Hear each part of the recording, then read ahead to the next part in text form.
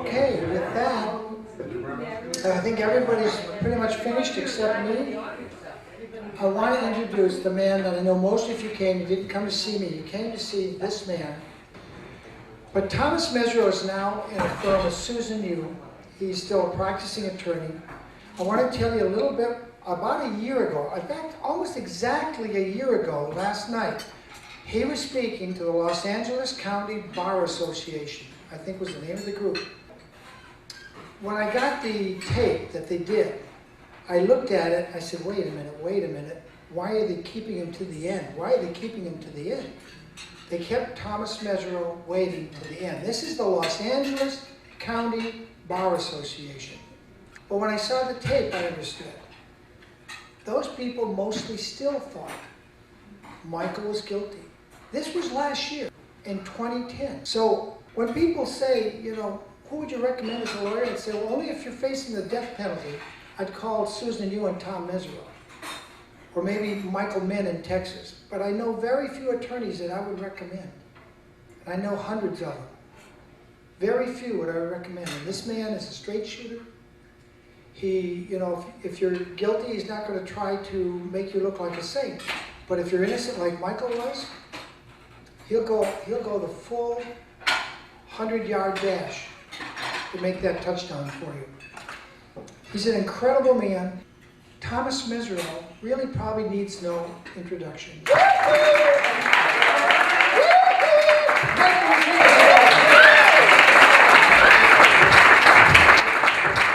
First of all, thanks so much for coming, and thank you for the kind invitation, William, to speak.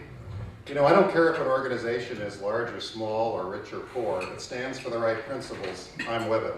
That's right. And anyone who is devoting any time out of their busy life to promote the reality that Michael Jackson was completely innocent of these horrific charges, and that Michael Jackson was one of the kindest, nicest, most sensitive, most giving people on the planet, I'm with you.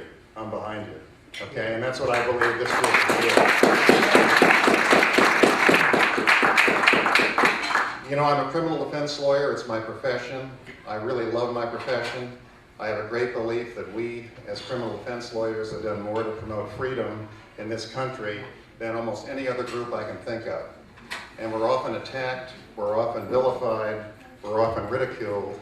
We fight very, very stiff odds most of the time, but we make people prove their cases, we protect our freedoms, and we make sure, as best we can, that innocent people go free.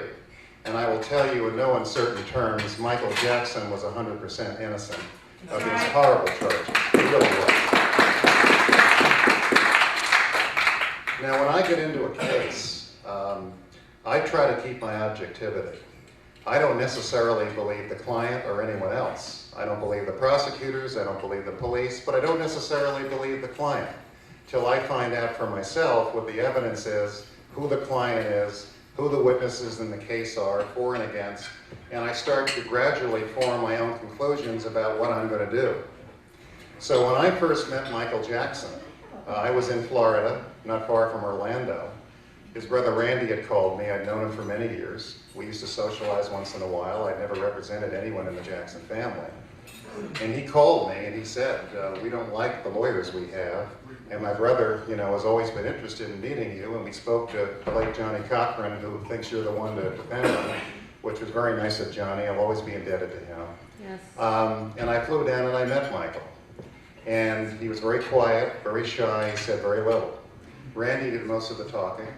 I was being questioned in front of Michael by Randy and others so that Michael could make a decision as to whether or not I was the one he wanted to represent him. And I told everything I was asked about my background, my upbringing, my education, my career, the kinds of cases I had tried.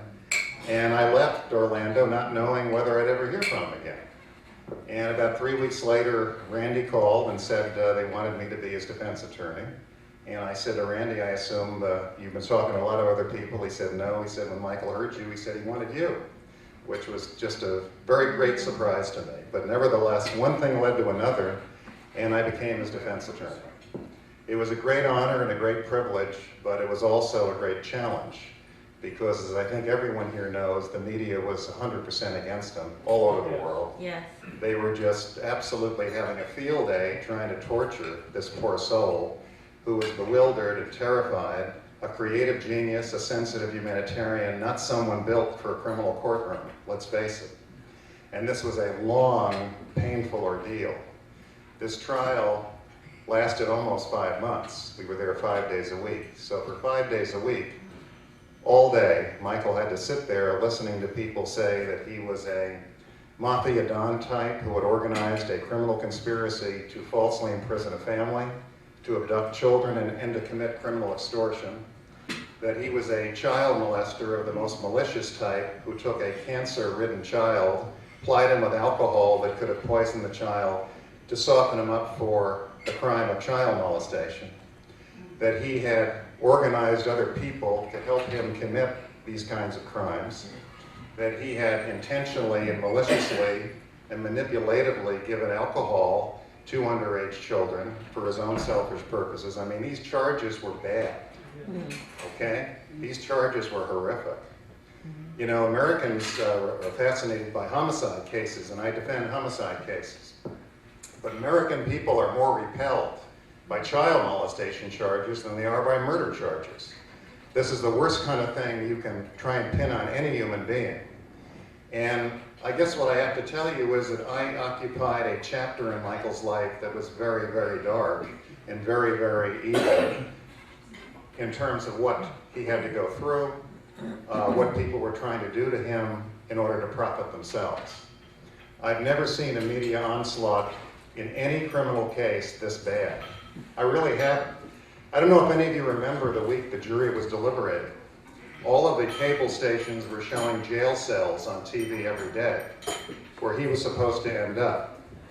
The intent was to condition the jury and hopefully influence them to convict. That's right. I've never seen it in any case. If any of you have ever seen jail cells on TV every day on every major cable station while a jury is deliberating a case, tell me where it was, because I never have. Okay, never have. And the documentaries on television leading up to that trial, the reports on who the witnesses were supposed to be, the reports on the 1993 case were absolutely scandalous and disturbing and horrific. And they were designed to do one thing and one thing only, convict. Why? Not for justice, for ratings and revenue. Because the ratings and the revenue were in a conviction.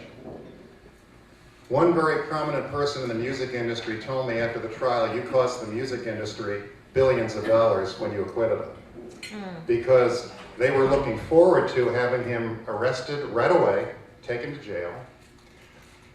There'd be a month or two build-up to the sentencing, which would be the biggest sentencing in the history of the world, sentencing Michael Jackson to probably 20 years in state prison. He would have been not dressed the way he normally dressed. He wouldn't have had his makeup on. He would have been living in a jail cell in isolation for months. During those months, they would have been reporting on information from the jail. Is he going to commit suicide? What is he eating? What is he reading? Who's visiting him? This was going to be a ratings bonanza if Michael Jackson were convicted. And they wanted a ratings bonanza. They were not there for justice. They were there for ratings, revenue, and big business. So they tried to spin what was good for their business. They didn't care whether it was just or not. And their goal was to report whatever they felt would help them achieve their objective. They only just needed one thing more. They needed a jury verdict of guilty. And that's what they tried their best to create. Now, William said something I think he believes that I don't totally agree with. He thinks Mr. Snedden brought the case not caring whether he could win or not, and I don't believe that. I think Mr. Snedden and his cohorts thought they could win, and I think they convinced themselves they had a good case. And I think the media and the prosecution reinforced each other's beliefs that there was going to be a conviction in the case. They all had separate but similar interests in a conviction. There's something in this country that likes to see people go way up and then come down and splatter. It makes for good TV. It makes for good shows. It makes for revenue. Everybody in the media wants shock value these days, reality shows. One show on a gory homicide case after another. But seeing Michael Jackson sent to prison was going to be one of the most dramatic events in world history, they thought. Now, when you get into a case like that, you have forces coming at you from every angle. You have the media trying to attack you. You have other lawyers trying to get into the case, going around your back to family members, trying to get to Michael, trying to maneuver you out because they want to be in the case. You've got, be careful of witnesses because they're all trying to profit somehow. Not all of them. Some of them are very honorable, but some of them are not. And some of them want to find a way to make a splash with the media, publish a book, get television interviews, whatever. And this was the most media-saturated trial in the history of America. You had over 2,200 accredited media, which is more media than covered the O.J. Simpson and the Scott Peterson cases combined. So you're kind of trying to navigate through this sea of distractions and focus on what it takes to win.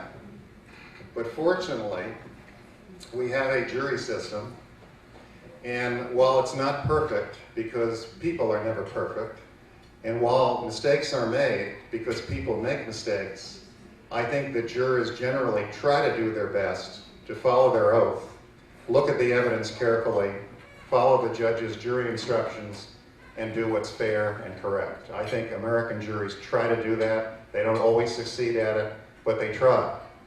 And the media is not as powerful in the end as they think they are. Amen. They said O.J. Simpson would be convicted, he was acquitted. They said Robert Blake would be convicted, he was acquitted. They said Michael Jackson would be convicted, he was acquitted. They recently said Casey Anthony in Florida would be convicted, she was acquitted.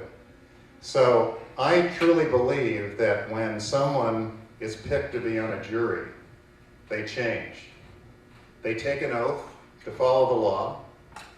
They know what they're being asked to do, that a life is in their hands, that they can destroy or not, or destroy the people around that life or not. And I think they carefully watch for 6 to 8 hours every day who those witnesses are and what they say, and what happens in their eyes, what happens in their demeanor, what do they feel about them. This is not living on sound bites like most people do. They turn on the tube, they get a few reports, and they think, oh, I know the case. This is not life by soundbite on a jury. This is a very serious, exhausting, serious thing. And I had never tried a case in Santa Barbara County, and I certainly had never tried a case in northern Santa Barbara County. And before I got to the start of the trial, I did spend some time in various bars and restaurants alone, in my jeans and leather jacket, just hanging around, hoping somebody would want to talk, and someone always did, to find out how the community felt about Michael Jackson. Because in the media, you got the impression this was a conservative, stiff, cruel, harsh community that was ready to lynch him in 5 seconds. That's the way the media portrayed it. And I was attacked by jealous lawyers, by jealous people around the Jacksons when I didn't make a motion for change of venue. Because I got the feeling, hanging out in that community, that we'd get a fair trial. I got the feeling, yes, people were very conservative in many ways. Yes, people were very law and order minded, for sure. But yes, people also didn't want government going too far into their backyards. I got the feeling there was a very libertarian spirit among many people in this community, and a strong independent spirit. That's what I determined myself by simply hanging out in some bars and restaurants. I never saw an African American person. The people who talked to me were mostly white and Latino. And I know that the Jackson family and many people and advisors around the Jacksons were very concerned that there would be no African Americans on the jury, and I was not. Because Michael Jackson brought races together, he didn't divide them.